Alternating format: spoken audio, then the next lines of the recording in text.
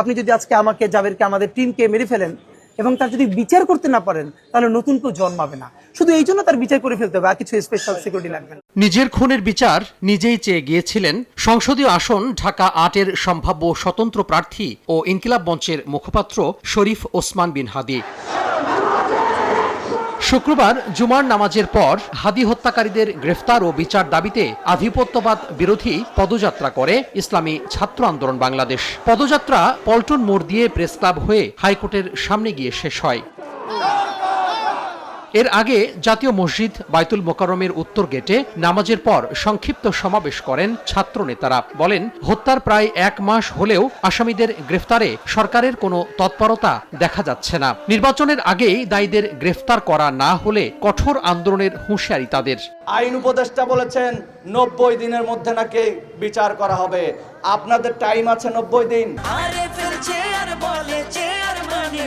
RFL chair, ক্ষমতার নয় সমতার চেয়ার। নির্বাচনে যারা ভোট দিতে চায় তাদের জীবনের নিরাপত্তা বাংলাদেশের রাষ্ট্র অন্তর্বর্তীকালীন সরকার নিরাপত্তা নিশ্চিত করতে ব্যর্থ হচ্ছে।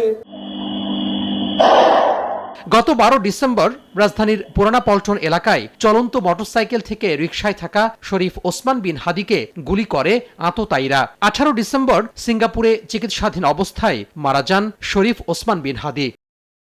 তোহা খান তামিম, সময় সংবাদ, ঢাকা।